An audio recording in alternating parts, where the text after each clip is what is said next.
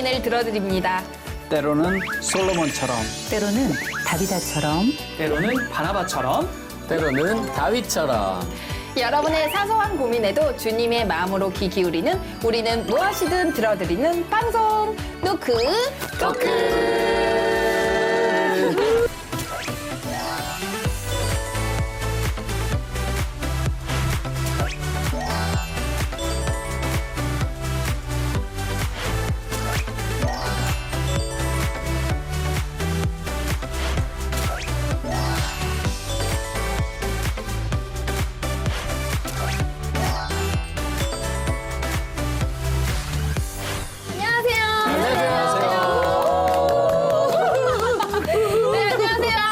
노크토크 시간이 돌아왔습니다. 오늘은 시작하기 전에 한 주간 살면서 감사했던 일들을 함께 나누는 시간을 가져보려고 하는데요. 저는 노크토크를 네네네. 시청하고 계시는 시청자분 중에 네. 권사님 한 분이 계세요. 네. 근데 권사님께서 되게 유명한 시인이시자 네. 그리고 되게 유명한 또 출판사로 계시는데 네네네. 그 권사님께서 제가 예전에 책을 썼는데 망했다라고 이야기를 했었는데 그 책을 출판을 한번 해보고 싶다. 그리고 수정을 해서 보완을 한번 해보고 싶다라고 하셔가지고 네네네. 또 노크토크를 보시면서 저를 되게 예뻐해 주시고 하셔가지고 제가 진짜 너무 감사한 거예요. 매번. 아, 진짜 감사합니다. 감사합니다. 그 권사님 저도 좀 부탁드리겠습니다. 저는 지난 한 주간 코로나 때문에 그동안 사역하지 못했던 찬양 사역을 드디어 시작하게 됐어요. 와, 할렐루야. 첫 사역을 지난주에 시작해서요. 네네. 너무 찬양하러 이제 나오는데 아내가 오늘 좀 설레겠네 얘기하더라고요. 그래서 제가 운전하고 점점 교회가 가까울수록 정말 떨리기 시작해갖고 그쵸. 사실은 정말 오랜만에 무대에서 발발 떨면서 네, 찬양했었어요. 진짜 설레였겠다. 네, 너무 설레고 감사했어요. 네. 아니, 형수님이 또 배우시니까 네. 네. 형수님이 얘기하니까 그냥 설렌 거 아니에요? 아, 그것도 있어. 편집하지 마세요. 편집하지 마세요. 네. 부러워. 뭐 저는 별일 없었습니다. 그게 다행인 건 우리가 지금 조금씩 날이 더워지고 있는 것처럼 그렇게 조금씩 그래도 생활도 나아지고 있는 것 같아서 네, 맞아요. 그 활동들도 그렇고 조심스럽긴 합니다만 날개를 조금씩 다시 펴는 것 같아서 저도 마음을 다잡기를 운동화끈을 다시 한번 매야 되겠구나 네. 이런 생각이 들어서 같이 한번 매시고 달려보시죠. 달립시다. 저는 그 가족들하고 네. 그 집 근처에 있는 공원에 가서 처음으로 네. 이 돗자리 깔고 이렇게 앉아 있는 거 있잖아요. 아무도 못 해봤거든요. 그 돗자리 깔고 누워봤어요. 네. 뭐 별거 아니지만 굉장히 행복하고 좋더라고요. 동생 가족들하고 같이. 소확행. 네, 소확행. 네. 네. 맞습니다. 근데 생각해보면 우리 모두가 하나님의 은혜 가운데 살아가고 있음에도 불구하고 불평할 때가 많잖아요. 맞아요. 네, 우리 이번 한 주는 어떤 상황에서도 불평하지 않고 무조건 감사하기를 실천해보면 어떨까요? 그럼 오늘도 우리와 함께 하실 주님을 기대하며 노크토크 35번째 시간 지금 시작하도록 하겠습니다. 오늘의 질문 들어볼까요? 오늘의 질문은 야, 이거 저는 오늘 처음 알아가지고 되게 이게 사실 좀 조심스러운 이야기인 거예요. 우리끼리도 조심스러워요. 맞아. 있을 수도 없는 일인데 근데 꼭 그것은 아닌 거죠. 사실 이게 네. 감사니까 하나님께 드리겠다라는 건데 나쁘게 관례가 된 것 같아요. 저는 얼마든지 바꿀 수 있다고 생각해요. 와, 할렐루야.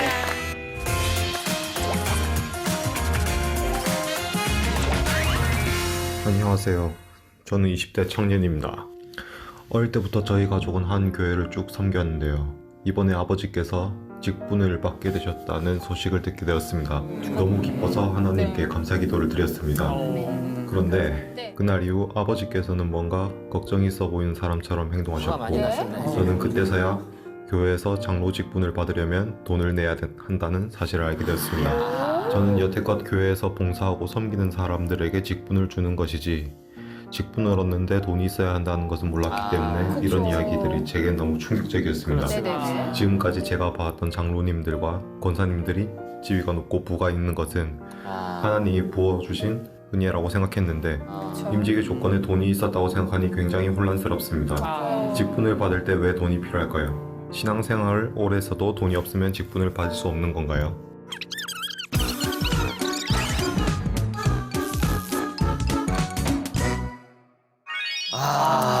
야, 이거. 어우. 네, 노크토크에 물어봐. 오늘의 질문은 직분 받는데 왜 돈이 필요한가요? 입니다. 임직 현금에 관한 부분은 교회마다 조금씩 다르다고 알고 있는데요. 각자 섬기고 계신 교회는 어떤 방식으로 진행이 되나요? 저는 모태신앙이고요. 네. 그리고 교회를 제가 지금까지 몇 개의 교회를 다녔었나를 제가 지난주에 누워가지고 네. 별 하나 세고 교회 하나 기억하고 별 하나 세고 교회 하나 잠드신 거 해보니까 아니에요? 하시다가. 18개의 교회를 다녔더라고요. 네. 이제 어머니가 다니시면서 개척교회들을 이제 세우셨기 때문에 그 가운데 저는 이제 자녀로서 같이 따라다니면서 거기서 함께 뭐랄까 활동이라면 활동이고 그냥 함께 참여했다면 참여했다고 할 텐데 네. 사실 아주 작은 교회에서는 그런 일이 많지 않은데 맞아요. 제가 큰 교회도 좀 다녀봤거든요. 큰 교회 같은 경우는 저는 그냥 당연히 그런 줄 알았는데 보니까 관례적으로 그렇게 맞아요. 이제 하고 있어서 원래 그런가 보다 전 그렇게 알고 있었어요. 근데 제가 한번 어떤 얘기를 들었냐면 제가 중학교 때 네. 이렇게 우리가 임직 예배하면 이제 플랜카드 크게 붙잖아요. 그리고 밖에서 막 화환 막 들어오고 막 옛날에는 이거보다 잔치상이 보통 맞아요. 잔치가 아니었어요. 이게 진짜 축하할 일이니까. 네네. 근데 이제 보통 이제 어르신들이 하는 말씀이시죠. 우리 이제 김장로, 이장로 중에 이제 돈장로가 최고다. 이제 이런 얘기를 농담 삼아 권사님들이 나누시는 걸 제가 봤어요. 네네. 그 얘기는 그때 당시에도 그런 일이 있었고 그 일이 대단히 부담스러운 일이자 대개는 겉으로 내놓진 못하지만 마음속으로 뭔가 불편함이 있는 일이었구나라는 생각이 저는 지금은 또 나이가 드니까 새록새록 더 드는 것 같아요. 지금은 저는 네. 이제 교회 사역을 하지는 네. 않지만 예전에 그 전도사로 이제 교회 사역들을 할 때 네. 교회들 여러 교회들을 이렇게 경험하는데 되게 이게 사실 좀 조심스러운 이야기인 거예요. 그렇죠. 네, 어떤 교회는 임직 받을 때 네네. 헌금을 이렇게 정해놓은 교회도 있고 또 그러니까 그 임직 받을 때 이제 뭐 대부분 교회들이 그렇지 않은데 그쵸. 예. 그러니까 지금 사연자가 그 조건, 이 임직받는 조건이 헌금을 해야 되나 이렇게 하셨는데 사실은 네네. 조건은 아닌데 그런 교회들이 더러 있어서 아마 조금 네 그러니까 자원하는 건 저는 맞아. 너무 좋다고 헌금은 자원하는 거니까요. 그런데 아 그런 한국 교회들이 좀 있어서 조금 사실 조심스러운 이야기인 것 같아요. 아, 그러네요. 이게 교회마다 다 있는 얘기인데 우리끼리도 조심스러워요. 맞아.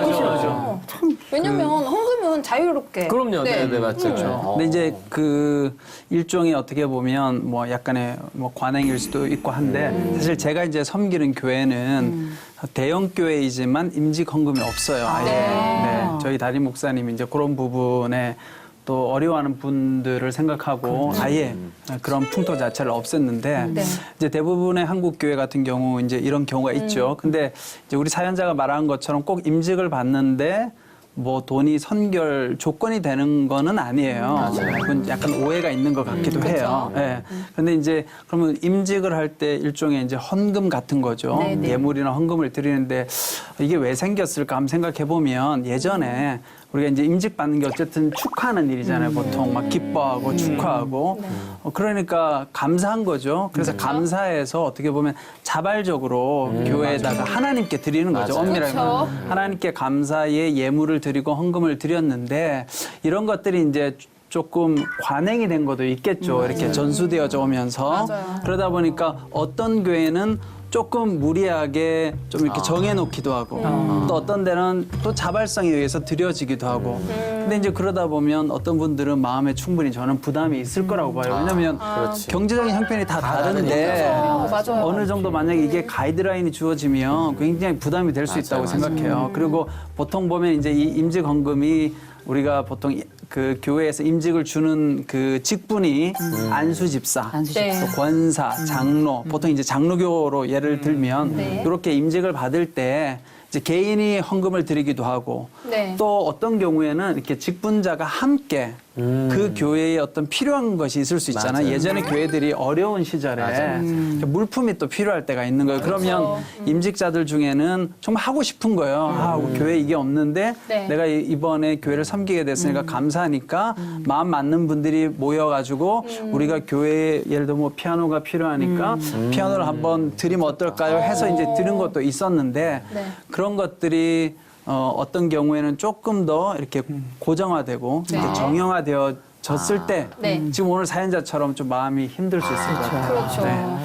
그렇다면 여기 계신 분들은 직분을 받을 때 임직 헌금을 내야 한다는 것에 대해 어떻게 생각하시죠?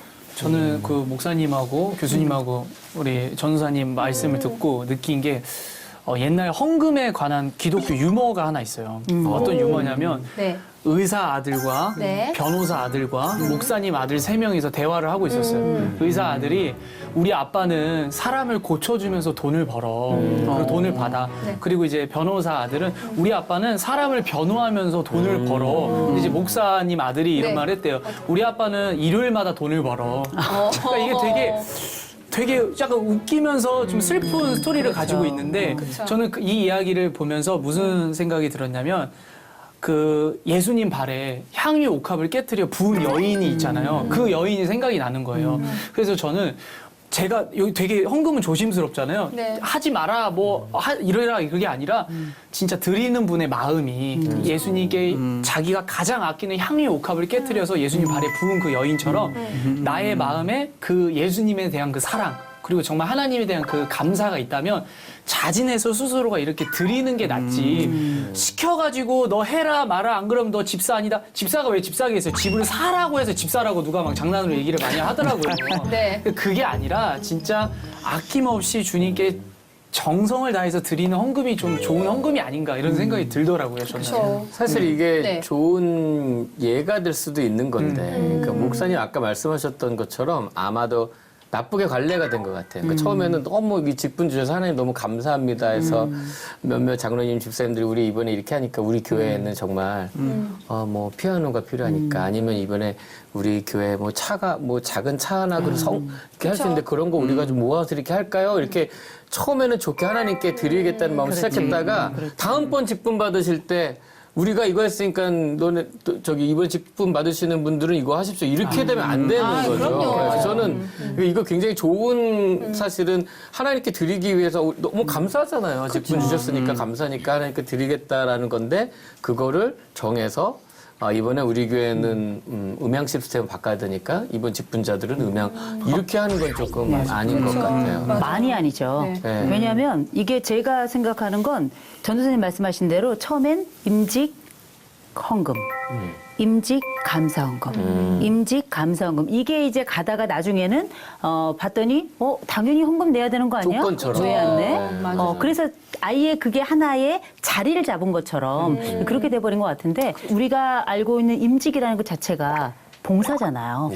같이 의미를 두는 거잖아요. 네네. 여기에 무슨 돈이 들어가겠어요. 있을 수도 없는 일인데 실제 생각해보면 왕년에 우리가 배웠던 역사적 기록들 중에 종교개혁이 왜 일어났나 그 시점에 한번 생각을 해보면 면죄부라고 하는 것이 얼마나 형편없이 사용되었는가. 그것이 실질적인 원래 목적 이외의 것으로 일상화되면서 사람들의 목을 쥐었던 것. 그걸 개혁하고자 마틴 루터가 나온 거 아니에요. 근데 마틴 루터가 실제 95개 조항을 베드로 성당에다 못을 박으면서 이야기했던 그 부분 중에 50조항을 좀 우리가 좀 같이 기억해야 될 것 같아요. 제가 한번 읽어볼게요. 잘 들어보세요.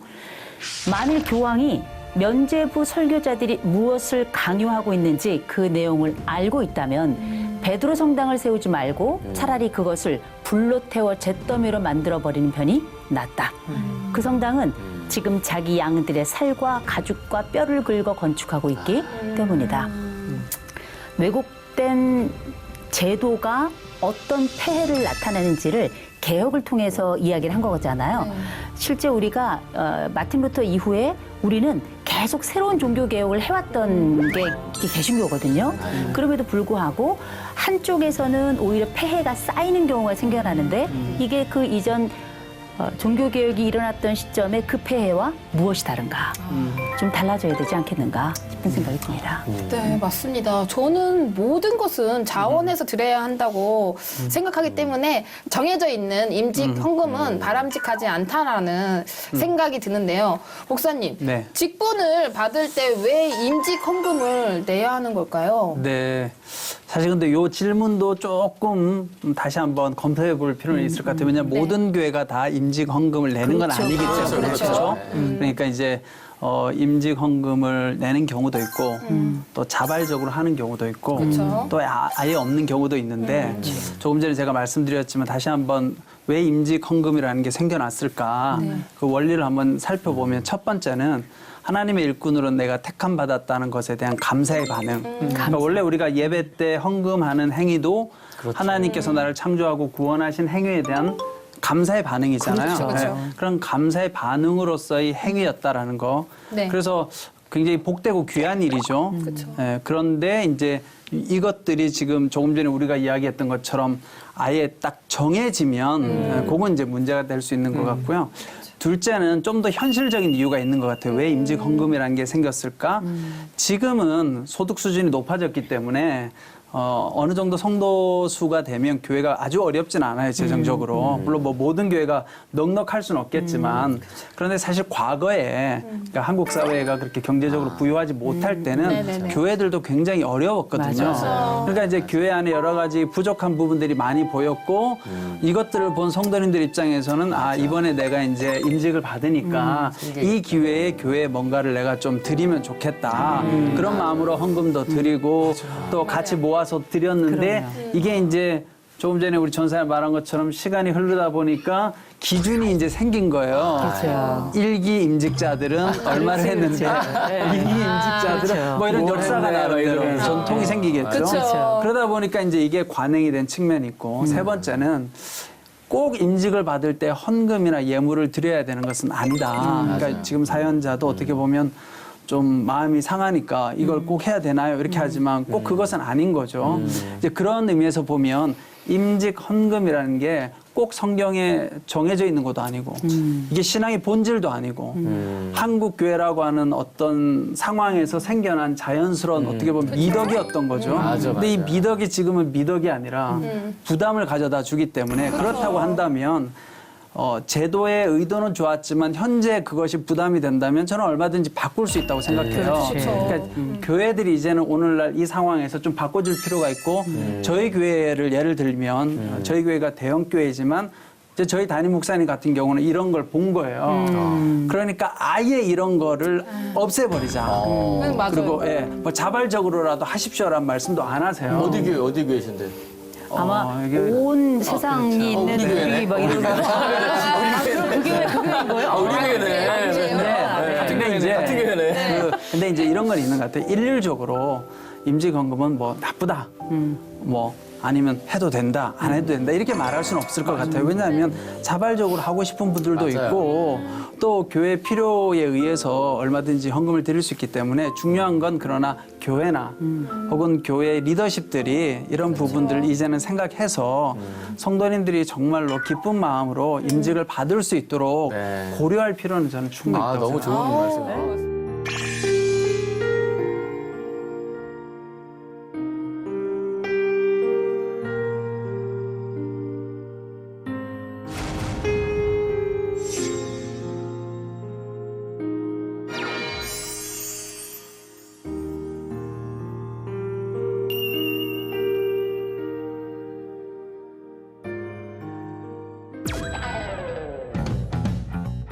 아버지의 죽음 이후로는 느닷없이 들이닥치는 그렇죠. 느낌이랄까? 맞아요. 마음이 너무 아플 것 같아요. 와닿고. 맞아요. 이 신앙적인 충격도 굉장히 컸던 거예요. 하나님은 뭐지? 안정의 기억이 완전히 와해돼 버린 거예요. 목사님이 이 사연자분하고 너무 흡사한 것 같아요. 그래서 어떻게 극복하셨을까? 맞아요. 되게 궁금하고 궁금하네요, 진짜. 그 말씀을 좀 해주셨으면 좋겠어요. 이제 저 같은 경우는 사실은 안녕하세요. 저는 목회자 자녀입니다. 저희 아버지는 목사님이시거든요. 그런데 최근 아버지께서 암으로 돌아가셨고 아이고. 아버지의 죽음 이후로는 주일 성수를 하지 않고 있습니다. 왜인지는 모르겠지만 그냥 하나님께 투정을 부리고 있는 것 같습니다.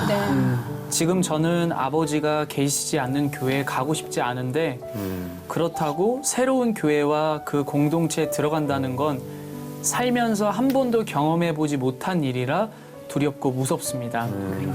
계속 주일 성수를 하지 않을 수는 없기 때문에 새로 다닐 교회를 정하려고 열심히 돌아다니고 이 교회를 다녀야 되겠다고 마음의 결정을 해도 막상 주일이 다가오면 용기가 나지 않아 결국 교회를 가지 못하게 되는 것 같습니다. 그렇다고 해서 저에게 하나님을 이전보다 덜 사랑하느냐라고 물어본다면 그건 절대 아닙니다. 제겐 여전히 예수님이 제 삶의 전부입니다. 예수님을 너무 사랑합니다. 저를 위해 기꺼이 목숨까지 내어주신 하나님께 너무나도 감사드립니다. 불신자였던 저의 아버지를 그렇게 구원해 주시고 종으로 쓰임받게 해주셔서 또 때가 되었기 다시 하나님 곁으로 데려가셨다는 것까지 모두 잘 알고 있습니다. 아버지의 장례식 때도 저는 참 많은 위로와 은혜를 받았습니다. 하지만 그것과는 별개로 교회를 가는 게 너무 힘이 듭니다. 저는 요즘 이런 경험을 통해서 교회에 나오지 않는 사람들을 정죄하지 않을 수 있게 된 것일지도 모릅니다. 제가 사랑하는 하나님을 정말 사랑하고 하나님이 주시는 위로와 은혜 가운데에서도 이렇게 교회를 계속 나가지 못하고 있는 제 상황이 너무 답답합니다. 아버지가 계시던 자리에 더 이상 아버지가 계시지 않는다는 사실도 아버지의 빈자리가 느껴지는 교회도 저에게는 아직 받아들일 준비가 되지 않은 것 같습니다. 예전처럼 아버지가 섬기던 교회를 나간다는 건 지금으로서는 힘들 것 같은데 그렇다고 새로운 교회와 새로운 공동체에 들어가 처음부터 다시 시작할 용기가 없습니다.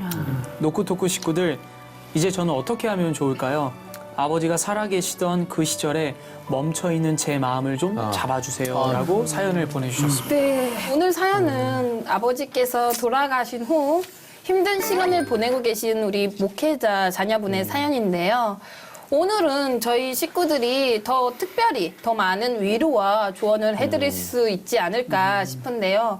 목사님, 목사님께서는 아버지께서 목회하시는 교회를 언제까지 다니셨어요? 저 같은 경우는 사실은 이제 거의 저희 모교회는 항상 아버지 교회였죠. 아버지가 목회하시던 교회에서 교회 생활을 쭉 했기 맞아요. 때문에 그래서 뭐 유년 시절, 뭐 중고등학교 시절 항상 이제 아버지가 목회하셨던 교회에 다녔는데 네네네. 이제 이렇게 떠나게 된 건 제가 학교를 이제 대학을 가면서 저 아버지가 이제 지방에 있었기 때문에 지방에서 목회를 하셨기 때문에 대학교를 가면서 자연스럽게 이제 아버지 교회하고 분리되어지게 됐죠. 네.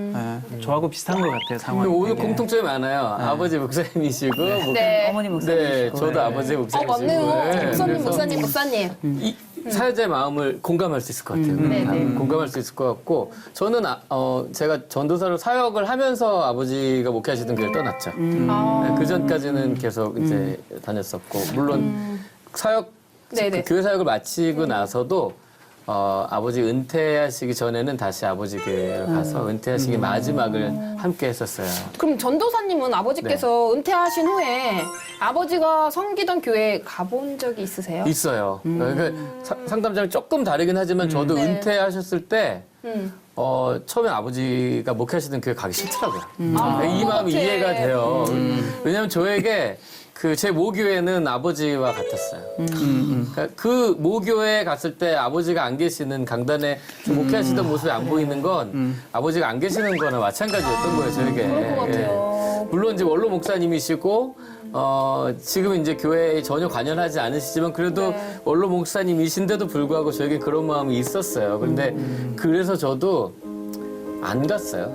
은퇴하시고 또 이제 제 생각은 은퇴하시고 후임 목사님이 오시면 싹 그 이전의 모습들은 싹 없어져야 후임 목사님이 목회하시기도 좋으시다 싶어서 아예 안 갔다가 사실은 후임 목사님이 한 4, 5년 임직 받으시고 목회하시다가 교회를 이렇게 분열시키시는 일이 좀 있었어요. 풍지박산이 난 거예요, 교회가. 3등분이 나서 교회가 완전히 어려워지니까 그게 너무 신기하게 저는 교회도 안 나가고 있었던 상황인데 교회가 네. 딱 어려워졌다는 얘기를 듣자마자 저뿐만 아니라 이전에 우리 아버지 교회 다녔던 그 성도들이 결집하더라고요. 네, 원래 예전에 그랬던 성도들 다시 막 와서 이 교회 이렇게 무너지면 안 된다.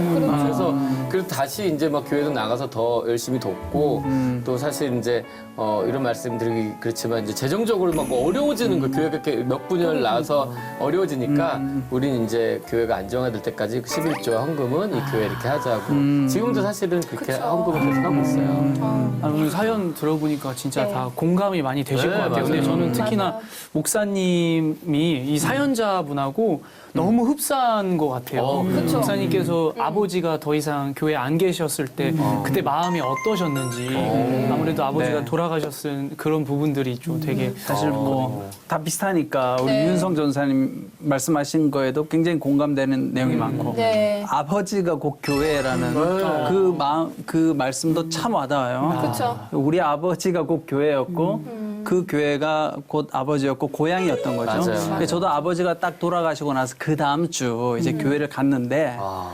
굉장히 허전하고 쓸쓸하고 허망한 거예요. 왜냐하면 맞아. 여기는 당연히 아버지가 주일날 말씀을 전하고 있으셔야 되는데 이제 그런 아버지가 사라졌잖아요. 네, 네. 너무 텅 빈 것 같더라고 제 마음이. 그리고 삶의 기둥이 이렇게 확 뽑힌 거 있잖아요. 그러니까 가정에서도 아버지 존재가 사라졌지만 어떻게 보면 교회에서도 아버지가 사라졌다라는 느낌. 그러니까 네. 교회가 뭔가 없어진 것 같은 느낌. 그리고 또 한편으로는 이게 슬픈 게 자꾸 아버지가 연상되잖아요. 맞아요. 그게 그래서 힘든 거예요. 소망이 있잖아요. 그러니까 교회를 안 나가면 아버지가 안 보이는데 나가면 아버지가 설교했던 것들 뭐 이런 것들이 자꾸 보이니까 그래서 아마 저는 이 사연자가 더 마음이 힘들지 않을까. 예. 네.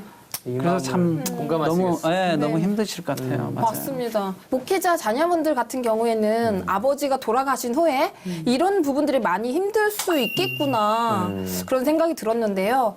오늘 사연을 들으면서 또 새롭게 알게 되는 것 같습니다. 사연자분처럼 살면서 좋았던 기억, 힘들었던 기억으로 특정한 장소에 가지 못했던 그런 경험이 있으신가요? 저는 그 옛날에 제가 연애하던 그 남자들하고 갔던 카페는 절대 안 가요. 갑자기 반전이 있어서 네, 그렇죠. 반전이 딱 있네요. 어떡해. 거기에 큰일 나. 야 반전이 있네요. 요거는 당신밖에 없어. 아니, 아 근데 재밌어. 너무 예뻐. 저도 교수님하고 비슷한데 네. 저는 이제 영등포구에 영등포. 네, 강아지 초코를 키우는 그 초코 어머니가 계셨는데 초코 어머니? 네, 강아지 네네네. 이름 초코였는데 제가 이제 헤어진 기억이 있습니다. 네. 그래서 제가 이제 영등포라는 그 특정 지역에 원래 잘 못 오는데 어쩔 수 없이 방송이기 때문에 옵니다. 혹시나 그 아시죠? 그 가요 중에 신촌을 못 가라는 그 노래가 있어요. 그래요, 맞아요. 여기 제가 가사를 좀 뽑아왔는데 신촌을 못 가, 한 번을 못 가, 혹시 너와 마주칠까. 그래서 제가 이것 때문에 영등포로 잘 안 가요. 그 루트를 알고 있기 때문에. 네. 그리고 또 한 가지는 이제 비슷하시네. 그렇죠. 개척교회에서 외할머니께서 네. 권찰님으로 계셨을 때 저를 되게 전도를 많이 하셨고 지금의 예수님을 믿게 해주신 그 어떻게 보면 원동력이자 조언자셨는데 이제 외할머니가 안 계시니까 돌아가셔서 네. 그것 때문에 교회를 좀 못 가게 되더라고요. 맞아요. 근데 저도 이제 어렸을 때 이제 시골에서 할머니랑 같이 살았던 기억이 있잖아요. 그래서 이제 할머니 산소 갔다가 그 집을 들르고 싶은데 가면 아직도 그런 추억들이 너무 많은 거예요. 그렇죠. 그 방에 가도 저희 사진이 아직도 걸려 있어요. 오 진짜요? 거기에 이렇게 할머니 야. 이제 팔순 잔치 때 찍었던 가족들끼리 찍었던 사진도 있고 막 그런데 가면은 좀 마음이 좀 슬프고 뭔가가, 그러더라고요. 뭔가가 맞아요, 그냥, 맞아요. 헛헛한 느낌이랄까. 맞아요. 그래서 이번에 그 갔다 오려고 잠깐 갔는데 할머니 친구분을 또 만나왔어요. 아이고 또 옛날 생각나고 그러셨겠네요. 울었어요. 그러니까. 근데 할머니 친구분이 또 건강하셨으면 좋겠다고. 그 이번에 갔는데 너무 정정하신 거예요. 그래서 되게 기분이 우리 할머니처럼 그렇죠. 기쁘더라고요. 모든 할머니 분들이 건강하셨으면 좋겠습니다.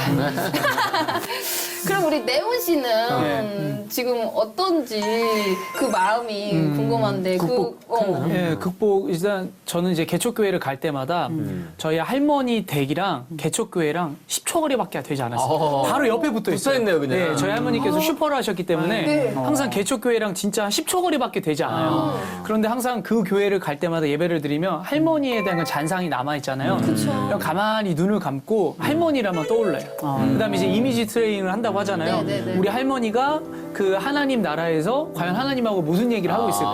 아, 우리 손자 예배 잘 드리고 있어요. 그런 것들을 긍정적으로 자꾸 생각을 하는 거예요. 그렇죠. 그리고 일단 우리 그 영등포구에 살고 있는 초코 엄마는 어떻게 초코 어머니. 그러냐? 일단 내비게이션을 다르게 찍어요. 다르게 돌아가라고. 네네네. 그리고 두 번째는 그 장소에 지나갈 때마다 그녀의 손은 다른 남자 손에 맡기고 나는 주님의 손에 맡겨서 어거지로 주님 나 그래도 더 좋은 여자 만날 수 있어요. 내 저기 찬양이네. 주의 손에 나의 손을 포개고 이거네. 주의 발에 나의 발을 아멘. 포개요. 매번 합리화된 생각으로 주님 나 살아 있어요. 괜찮아요. 괜찮아요. 이렇게 항상 그렇게 극복하는 거죠. 네. 제가 알기로는 그 손을 곧 다른 여인이 잡은 걸로 알고 있어요. 손을 많이 잡네요. 주님의 손과 같이 잡는 거예요. 아, 같이 잡는 거구나. 셋이서 이렇게. 같이 잡는 거예요. 가운데 있어요. 해석이 좋아요. 네. 지금 보니까 레온 씨가 그 여성분을 정말 좋아하셨던 것 같은데. 그러네. 근데 사실 저에게는 영등포란 그런 네. 특정 지역이 네. 개콘을 합격했을 때 오. 전화를 받은 곳이 영등포거든요. 오, 잊지 그건- 못하겠다. 네, 심지어 영등포역이었어요. 오. 그러니까 이제 영등포는 저한테 굉장히 뜻깊고 감사한 곳이에요. 야, 알겠어요, 레오 씨? 같은 장소인데 어떻게 이렇게 달라? 네. 이런 내가 뭐가 되지? 저한테는 아직도 영등포 가고 싶다 지금. 이야, 어휴, 저는 녹화 빼고는 이 방송국이 여기 있어서. 네, 그러니까요. 저는 우리 사례를 보내주신 이야기를 이렇게 쭉 들으면서 어떤 생각이 네. 들었냐면 채 성장하지 못한 수사자가 공동체에서 축출된 느낌이랄까? 약간 이런 그 오. 느낌을 좀 받았어요. 라이온킹. 네. 라이온킹. 그래서 아버지는 돌아가셨고 그 충격이 어마어마한 건데 문제는 뭐냐면 이 충격과 더불어서 나는 근원적인 장소를 박탈당한 거거든요. 그쪽에서 나를 어떤 뭐 오지 말라 얘기한 것도 아닌데 내가 참아갈 수 없는 상황인데 이거는 생애 우리가 몇 번 경험하지 않는 이 두 개의 연속적 트라우마가 우리가 트라우마라고 하는 거는 아주 강력하고 내가 주체할 수 없는 이런 위기와 공포감 이런 감정들이 한꺼번에 나에게 극단적인 불안이라든지 공포감을 야기해서 감정을 후려치는 이런 심리적 외상을 우리가 트라우마라고 할 텐데 이런 트라우마가 아버지에 대한 상실 하나 또 하나 근원적으로 성장했던 그 자리에 대한 상실 이 두 가지가 한꺼번에 왔기 때문에 사실 이 복합 트라우마가 이분한테는 굉장히 어려운 일이었을 거고 더군다나 그 자리는 어떤 자리냐면 한 번도 흔들려 본 적이 없던 자리였잖아요. 그럼에도 불구하고 이 자리가 가지고 있는 장기적인 안정의 기억이 완전히 와해돼 버린 거예요. 그러니까 어떻게 되냐면 마치 나무가 뿌리채 붕 떠버린 약간 이런 느낌 같은 큰 거거든요. 충격이네요. 그렇죠. 그래서 실제 내가 가지고 있던 단순한 기억뿐만 아니라 나무가 자기의 뿌리가 바닥에 놓이지 않았을 때 그 불안감은 어떤 걸까? 끊임없이 그 안정감을 찾을 때까지는 계속 고뇌하고 그 자리를 찾아가려고 어떻게든 노력을 할 텐데 아직 그 정확한 위치를 찾지 못한 거죠. 좀 너무 좀 마음이 아프고 떠도는 느낌이랄까? 맞아요. 안정이 안 되는 네. 거죠. 근데 지금 보니까 현재 사연자에게도 아버지가 섬겼던 교회는 일반 사람들이 느끼는 교회랑은 조금 다르지 않나 싶은데요. 사연자에게 교회란 어떤 의미일까요? 그 아까 말씀드렸듯이 교회 자체가 그냥 아버지인 거예요. 그러니까 아버지가 안 계시는 건 뭐냐면 네네. 교회가 없는 거나 마찬가지예요. 이 사연자한테는 그 정도의 충격인 거죠. 그러니까 뭐 교회 나가기도 싫고 다른 교회 아버지가 목회를 하셨던 교회니까 다른 교회는 사실은 경험했던 적이 별로 없었을 거라고요.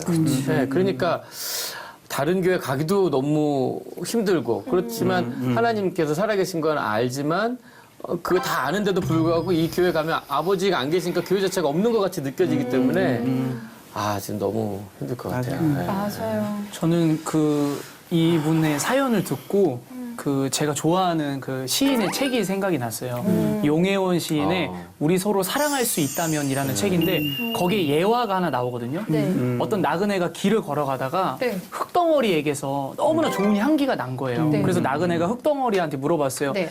야, 너한테는 왜 이렇게 좋은 향이 나니? 그러자 흙덩어리가 제가 장미꽃과 함께 있었기 때문이죠. 라고 이야기를 하는 거였어요. 네. 그래서 이 부분을 보면서 누군가와 함께 있느냐에 따라서 우리는 향기로운 사람이 될 수 있고 냄새 나는 사람이 될 수 있는데 이분에게 교회 자체는 진짜 전도사님이 말씀하신 아버지 그 자체였고 아버지의 향기를 느낄 수 있었고 아버지의 향기를 통해서 그리스도의 향기까지 느낄 수 있었던 곳이 바로 교회였을 텐데 네, 맞아요. 얼마나 많은 힘듦과 어려움이 있을까. 저는 물론 공감은 사실 되지는 않지만 그래도 이분의 그 사연자의 마음이 너무 아플 것 같아요. 와닿고. 맞아요. 그런 것 같아요. 상담을 하다 보면 아버지가 돌아가시면 그 방에 못 들어가겠대요.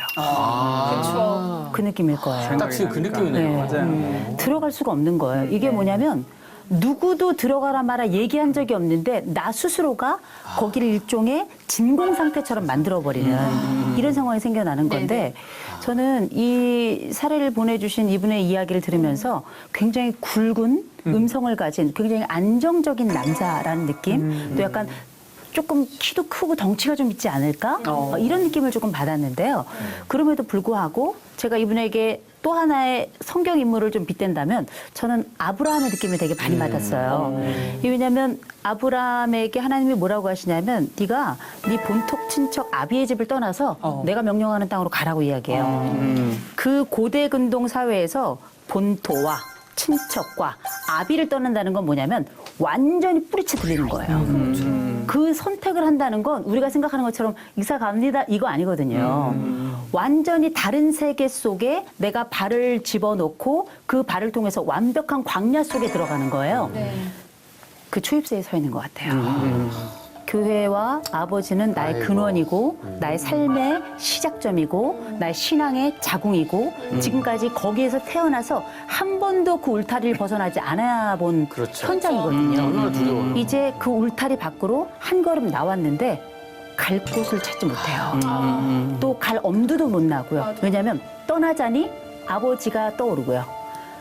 안 떠나자니 들어갈 영역이 없는 거예요. 이게 굉장히 틈에 껴있는 느낌이다. 벽과 너무 벽 사이에 서 힘들겠다. 있다. 이런 생각이 드는데 이걸 우리가 흔히 정체감이라 그러죠. 내가 누군지 물어볼 때는 두 가지입니다. 보통 네가 누구냐 이렇게 물어보는 것도 있는데 네 이름이 뭐니? 그래서 너는 어디에 있니? 이렇게 물어보는 거거든요. 이름을 물어본다는 거는 기본적인 정체를 물어보는 거고 네가 어디에 있니라고 물어보는 건 소속을 물어보는 거예요. 네 이름이 무엇이니는 뭐냐면 내가 가지고 있는 근원에 대한 기본적인 설명이라 아버지를 묻는 것이고요. 너의 소속을 묻는다는 건 뭐냐면 머물러 있는 공동체에서 위치를 물어보는 건데 지금 둘 다 잃어버린 상태거든요. 그러나 이분에게 무작정 아픔만 있는 것은 아닐 것이다.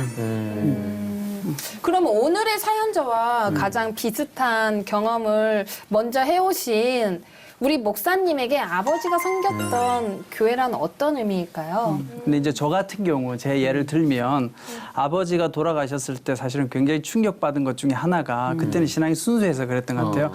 우리 아버지는 목사님이니까 하나님께서 살려주실 거야. 이런 마음이 컸었어요. 아프셨을 때. 네, 그렇죠. 그런데 돌아가셨어요. 그러니까 사실은 그때는 막 이 신앙적인 충격도 굉장히 컸던 거예요. 하나님은 뭐지? 그거 내가 예수를 믿는다는 건 뭐지? 이제 이런 것도 굉장히 큰 충격인 거예요. 그런데 중요한 건 그 고통스러운 걸 교회를 나가면 어떤 교회를 나가든지 설교자가 있잖아요. 설교자를 보면 다 우리 아버지가 연상이 되는 거예요. 되는 거죠. 맞아요. 그러니까 교회 가는 게 힘든 거예요, 사실은. 제가 볼 때 이 친구 같은 그런 경우. 것 같아요. 저도 사실은 저는 이제 뭐 어쩔 수 없이 교회를 떠나 있었기 때문에 근데 아버지가 돌아가시고 나서 이렇게 예배를 드리면 목사님들이 설교를 하시면 자꾸 아버지 생각이 나는 거예요. 저 자리에 우리 아버지가 서서 항상 설교하셨는데 눈물 나는 거죠. 그래서 저는 아마 이 친구도 교회 나가기 힘든 마음 중에 하나는 교회를 가면 지금 당장 그 어떻게 보면 아픈 상처가 자꾸 연상이 되는 거예요. 그러니까 교회 나가는 게 사실은 고통스러울 것 같아요. 또 하나는 이제 제가 가졌던 또 염려 중에 하나는 네.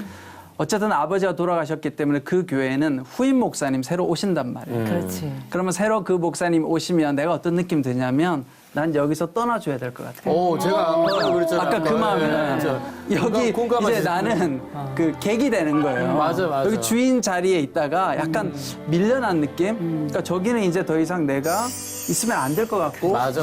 뭔가 폐가 될 것 같고 맞아요. 그러니까 그것도 마음이 힘든 거예요. 그러다 보니까 아버지 교회를 계속 간다는 것이 이제 그런 상황이 앞으로 연출될 것이고 거기에 대한 아마 제가 볼 때는 마음도 있지 않을까. 그러니까 이분은 어느 교회든지 사실은 가기가 힘든 것이 교회가 아버지니까 계속 그 교회는 나에게 아버지와 이별에 대한 상처를 떠올리기 때문에 저는 그래서 굉장히 힘들지 않을까. 그런 목사님 말씀하셨던 그 감정을 우리가 심리학에서는 부적절감이라고 불러요. 네. 이 부적절감은 우리가 단어가 부적절감 네 글자지만 네.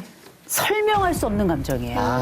나는 여기도 속할 수 없고 저기에도 속할 수 없고 난 이 사람도 아닌 것 같고 난 저 사람도 아닌 것 같고 그럼 어떻게 되냐면 사람의 회로가 돌아버려요. 아, 맞아. 그러면 판단이 정지가 되고요. 그러면서 만약에 내가 적절한 장소나 사람을 제대로 찾지 못하잖아요.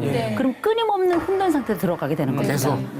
그 한번 그 상황을 생각해 보세요. 아무도 없는 그 상황에 나 혼자 남겨져 있는데 내가 누구인지도 모르는 그 막연함을 도와줄 사람도 없는. 예를 들어서 우리 목사님께서 이렇게 유사한 경험을 하셨다는 거는 저는 정말 엄청 그 큰, 사연자에게 네. 위로가 될 것 맞아요, 같은 게 맞아요. 그래서 어떻게 극복하셨을까. 맞아요. 되게 그것도 궁금하고. 궁금하네요, 진짜. 그 말씀 좀 해주셨으면 좋겠어요. 아버지가 돌아가시고 나서 이제 같이 아버지와 교회에 있었던 건 아니니까. 근데 이제 그런 건 있었죠. 아버지가 돌아가시고 나니까 그 교회를 가는 게 미안한 거예요. 또 새로운 목사님 오셨고. 그래서 이제 한동안 갈 수 없었고. 근데 저는 이런 마음 들어요. 내가 어떤 교회든지 나가면 하나님께서 은혜를 주신다. 그래서 저는 그냥 똑같이 제가 다니던 교회 열심히 다녔는데 한동안은 굉장히 마음이 슬프고 눈물이 나고 했지만 희한하게도 찬양을 들을 때나 말씀을 들으면 이게 다 나한테 하는 이야기 같아요. 맞아요. 하나님이 위로해 이게 주신다. 맞아요. 네. 맞아요. 근데 저는 이 사연자도 너무 두려워하거나 염려하지 말고 네, 교회에 나가면 맞아요. 내 생각하고 다르게 잠시 잠깐은 아픈 마음이 있겠죠. 그건 어쩔 수 없는 거예요. 그렇죠? 맞아. 근데 하나님께서 반드시 하나님의 방식으로 위로해 주시니 하나님께 나가라 이런 말씀을 해드리고 그러니까 저도 목사님 말씀에 지금 네. 공감하고 하나만 덧붙이자면 네. 사람은 어떤 말로도 위로 못할 것 같아요. 위로 안 되고 위로도 안 되고 그런데 하늘로부터 공급이 분명히 있어요. 있고 이거 하나만 저는 우리 사연자가 제 동생 같아갖고 이 한마디 해주고 싶어요. 아버지는 지금 천국에서 보고 계실 거예요. 본인을. 하나님도 같이 보고 계실 거고 하나님이 뭘 기뻐하실까? 그리고 아버지도 천국에서 사연자가 어떻게 행동하는 게 기뻐하실까를 한번 생각해 보세요. 저는 지금 저희 아버지 은퇴하신 그 교회 지금 새로 이제 교회가 어려졌다가 다시 새로 목사님 오셨잖아요. 지금 되게 가까워요. 가까워서 목사님이랑 자주 만나서 밥도 먹고 지금은 성도님들도 정말 생각외로 저를 더 많이 위로해 주시고 따뜻하게 감싸 안아주시고 저도 성도님들하고 더 가까워지고 이게 제가 할 수 있는 노력도 아니고 목사님이 새로 오신 목사님이 하실 수 있는 노력도 아니고 본인이 먼저 뚫고 들어가셔야 돼요. 안 가보신 길이잖아요. 새로운 교회도 마찬가지일 거고 지금 그게 다시 안 가셨잖아요. 이제 가보세요. 왜냐면 하나님 기뻐하실 거니까 어떤 것도 다시 하나님 앞에 나아가는 걸 아버지도 기뻐하실 거예요. 그거. 맞습니다. 저라도 한동안은 교회라는 곳이 아프게 느껴졌을 것 같은데요. 정말 사연자분이 지금의 시간을 잘 이겨내셨으면 좋겠습니다. 교수님, 지금 이 상황을 잘 받아들이고 극복해 나가려면 어떤 노력이 필요할까요? 우리가 식목일 지난 지가 오래됐잖아요. 네. 근데 이제 식목일이 되면 새로운 어린 나무만 심는 게 아니고요. 큰 나무들도 또 새로운 환경을 만들기 위해서 이식하는 경우가 되게 많아요. 그런데 보통 큰 나무들은 전문가들 얘기를 들어보니까 잘못 이식을 하면 어린 나무보다 훨씬 더 빨리 죽는답니다. 이런 특징이 있는데 그러면 이 큰 나무들을 이식하기 위해서는 어떤 환경이 가장 좋은가? 그 이전 환경과 가장 유사한 흙의 형태, 가장 유사한 기후 형태를 갖는 게 가장 좋다는 거예요. 어쩌면 지금 떠나온 이 자리가 굉장히 고통스러운 자리일지 모르겠지만 동일한 교회 아버지가 계셨던 그 교회가 아니라 유사한 나를 반겨주고 괜히 교회도 가다 보면 비슷한 냄새가 나는 데가 있어요. 아주 묘하게 비슷한 느낌을 줄 때가 있는데 적응할 때까지는 조금 유사하지만 차이가 있는 바로 그 교회에 조금 다니시는 게 좀 어떨까 적응 기간을 갖는 게 필요하다고 생각하고요. 또 한 가지는 실제 우리가 비슷한 사람의 이야기를 듣는 것, 비슷한 경험을 가진 사람의 이야기를 듣는다는 건 너무너무 중요한 일이에요. 왜냐하면 쟤는 어떻게 이겨냈지? 이게 대리 경험이고요. 또 여러 경우를 듣다 보면 그중에 내가 쓸 수 있는 경우와 나에게 가장 적합한 경우들을 찾아낼 수 있고 거기서 또 융합해서 나만의 것으로 재창출해내기도 하기 때문에 많은 경우들을 좀 들어볼 필요가 있을 것 같아요. 오늘 우리 노크토크에 이렇게 사연을 보냈다면 이분은 용기 있는 분이에요. 그러네요. 그렇다면 저는 충분히 지금 우리 목사님 말씀이나 전도사님 말씀 또 그 밖에 또 다른 분들의 이야기가 플러스 알파가 돼서 이분에게는 자양분이 되고 새로운 힘을 낼 수 있는 에너지가 되지 않을까 이런 생각이 들고요. 제가 감히 말씀드립니다만 부모가 자식을 키워서 그 자식이 어떻게 성장하는가를 보면 사랑을 많이 받고 자란 자식들이 이상하게 관대해요. 참 관대하고 그 본인이 받은 사랑의 그게 우리의 품을 만들어내는 것 같아요. 아버지는 훌륭하셨을 겁니다. 아버지의 우산이 컸기 때문에 이 충격도 큰 거거든요. 아버지가 크고 넓은 우산을 가지고 계셨다면 그 밑에서 자라난 그 아들의 품 역시 클 것이다. 그렇게 사랑받았던 아들은 어느 곳에 가서도 비슷한 방식의 관계 형태를 갖게 돼요. 그러니 너무 염려하지 마시고 아마 우리에겐 더 시간이 필요할 겁니다. 한 번에 다른 교회를 가거나 어떤 특정 공동체를 통해서 한 번에 되돌리려고 하지 마시고요. 아버지를 얻는 기쁨 또 그와 마찬가지로 아버지를 잃는 슬픔이라는 건 모든 자식들은 다 오래 시간이 걸려요. 아들에겐 더 큰 시간과 더 오랜 시간이 걸립니다. 그러나 반드시 그 아버지의 자리에 들어갈 만큼 훌륭히 성장할 만한 성숙의 시간이 전 될 거라고 생각하고요. 충분히 품이 넓어진 그 사랑을 가지고 다시 교회 현장에 다시 일상생활에서 회복을 하신 이후에 마음이 충분히 이젠 좀 괜찮아진 것 같아. 그러면 그때 아버지가 계셨던 그 교회에 가셔서 아버지가 있던 그 자리에서 아버지를 마음으로 다시 만났으면 좋겠습니다. 아멘. 사실 이제 저는 이제 이런 마음도 들어요. 이제 제 경험을 보면 아버지하고 굉장히 제가 볼 때 이 사연자는 애착이 컸던 것 같아요. 그렇죠. 그러니까 충격이 큰데 저는 그때 이제 영적으로 이런 해석을 하게 됐어요. 네. 내가 하나님을 믿은 것일까 아버지를 믿은 것일까 그 고민을 되게 많이 했어요. 가만히 보니까 내가 좋네요. 하나님을 사랑하고 좋아했던 게 아니라 우리 아버지가 너무 좋았던 거예요. 그래서 그 아버지의 교회도 좋고 그 아버지 하나님도 좋았던 거죠. 그래서 이제 저는 이 사연자분도 조금 이제는 분리가 필요할 것 같아요. 냉철하게 내가 아버지를 좋아한 건지 아니면 정말 하나님을 좋아한 건지 이걸 통해서 자연스럽게 분리하면서 내가 진짜 하나님을 만날 수 있는 기회로 삼으면 좋을 것 같고 그래서 저 같은 경우도 다행히도 이제 교회와 일시적으로 멀어졌지만 아까 우리 유전도사님 말씀하신 것처럼 저희 아버지 교회도 후임자가 오셔서 한 14년 계시다가 교회 문제가 일어났어요. 근데 그때 똑같네. 제가 가게 된 거예요. 똑같네요. 사역을 한 건 아니지만 제가 맞아요. 도움을 주게 됐어요. 저도. 네. 그래서 제가 새로 목사님을 이제 추천하게 된 거예요. 그 전에는 뭐 그렇게 할 수 있는 관계가 안 됐죠. 좀 애매하잖아요. 근데 마침 제가 좋은 목사님을 추천해 드렸고 마침 그 교회 담임 목사님 되셨어요. 그분이. 저도 똑같아요. 네. 저도 똑같아요. 근데 그분이 목회를 너무 잘하시는 거예요. 맞아요. 지금 한 7년 지나셨는데 너무 잘하니까 다시 제가 그 교회를 너무 좋은 마음으로 가게 되고 저도 그래요. 교회를 갔는데 권사님들이 그러시는 거예요. 그 이제 저도 목사지만 저희 아버지가 목사님이잖아요. 그러니까 목사님 아버지가 우리 교회를 와서 살렸는데 회복시켰는데 돌아가시고 다시 당신이 이 교회를 살렸다 이야기를 해주는 거예요. 그래서 저는 이 우리 형제도 하나님과 정말 진짜 관계를 아버지하고 잘 분리해서 참된 하나님 아버지를 만나고 그다음에 그 아버지께 기도하고 맡기면 저는 반드시 하나님께서 새롭게 역사하시는 은혜가 있으리라고 생각합니다. 아멘. 아멘. 고기 하나만 더 붙이면 아들의 어려움도 있는데 남편을 잃은 아내의 어려움이 있어요. 평생 사모로 살다가 남편이 은퇴하시는 것도 어려운 일이지만 사실 남편이 돌아가시잖아요. 이 사모들의 이 마음이 어떻게 할 줄 몰라가지고요. 너무너무 힘들어 하시더라고요. 어머님의 마음은 어떠실지 한번 어머님께도 살짝 좀 여쭤보는 시간이 되면 어떨까 싶습니다. 맞습니다. 네, 우리 사연자분 당장 마음이 너무 힘들다면 모든 상황을 빠른 시일 내에 회복하려고 애쓰기보다는 시간을 가지고 하나씩 적응해 나가셨으면 좋겠습니다. 그럼 이제 우리 목사님의 축복 기도로 오늘의 사연 마무리하도록 하겠습니다. 사랑과 은혜가 많으신 하나님, 사랑하는 아버지를 잃고 절망과 슬픔 가운데 있는 목회자 자녀 사연자가 있습니다. 하나님, 그 큰 상심과 또 그 아픔과 슬픔을 우리가 어떻게 헤아리겠습니까?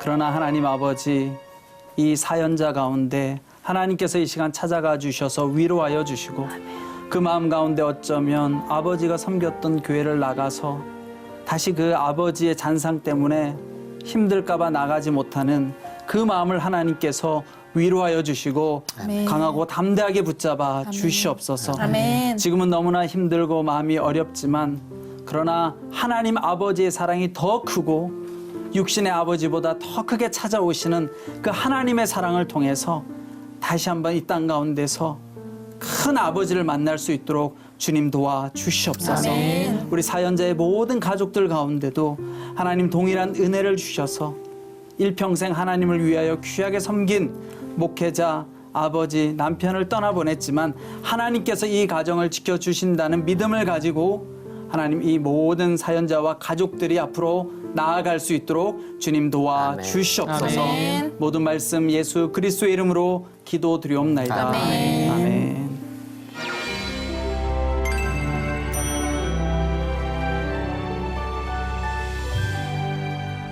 네, 오늘은 노크토크 35번째 시간으로 함께 했는데요. 다들 어떠셨어요? 저는 네. 제가 뭔가 진짜 오늘 보낸 사연자분에게 조금이라도 도움됐으면 좋겠다는 생각했는데 오히려 제가 예전에 제 상황들이 막 생각나고 그렇죠. 제 마음을 다시 이렇게 바로잡고 위로받는 그런 시간이었던 것 같아요. 맞습니다. 오늘 네. 사연을 보면서 느꼈습니다. 진정한 위로는 이 위로부터 오는구나. 맞아요. 그래서 우리가 흔히 힘들고 지칠 때는 세상에서 백세주를 찾지만 우리에겐 구세주가 있다. 이런 생각을 하면서. 아, 요거 괜찮았다. 아니, 나 이거 괜찮았네요. 요거 괜찮았다. 그래서 진짜 구세주. 우리가 기도하고 싶을 때 기도할 수 있고 우리가 찬양하고 얼마나 싶을 때 감사해요. 찬양 부를 수 있고 아멘. 우리가 술에 의지하고 그러는 게 아니라 진정한 주님을 우리가 찾을 수 있고 그분한테 힘을 공급받을 수 있으니까 이보다 좋은 우리 기독교가 없을 거다라는 그래, 생각을 맞아요. 해봤습니다. 네, 저는. 아멘. 저는 상상을 좀 했어요. 우리 이제 함께 이야기를 나누는 동안에 그 삼바 그 아기 사자가 처음에 그 들렸던 라이온 킹. 장면에서 맨 마지막에 보면 성장해서 포효하는 숫사자로 등장하거든요. 네. 근데 죄송한데 삼바가 아니라 신바입니다. 신바입니다. 네. 저 삼바는 약간 표현이 외국식 발음. 네. 신바. 네. 그래서 성장한 그 숫사자의 아름다운 포효 그걸 위해 기도하고 전 또 기대가 돼요. 아멘. 끝으로 항상 저희 노크토크를 위해 기도해 주시는 많은 성도님들에게 진심으로 감사드리며 저희는 다음 주 더 건강한 모습으로 인사드리도록 하겠습니다. 누군가 내 이야기를 들어주길 원한다면 주저 말고 노크해 주세요. 때로는 솔로몬처럼 때로는 다비다처럼 때로는 바나바처럼 때로는 다윗처럼 여러분의 모든 고민을 주님의 마음으로 들어드리겠습니다. 사랑과 위로가 함께하는 이곳은 노크. 다음 주에 만나요. 고등학교 때 이제 하숙을 하게 됐는데 네. 너무 견디기가 힘듭니다. 늘 아침에 전화 도장을 찍고 저도 그런 이제 추억이 있어요. 하숙집 아주머니가 깨워주시잖아요. 레오나 와서 밥 먹으라 하니까 엄마 이렇게 된 거예요. 뭐 이렇게 다들 엄마가 막 보고 싶고 눈물이 나오는데 저는 너무 좋았어요. 진짜요? 너무 좋았어요. 노는 게 너무 좋아요. 일주일이 토일, 금토일. 반대로 자녀들이 모두 집을 떠나서 산다면 마음이 어떠실 것 같아요?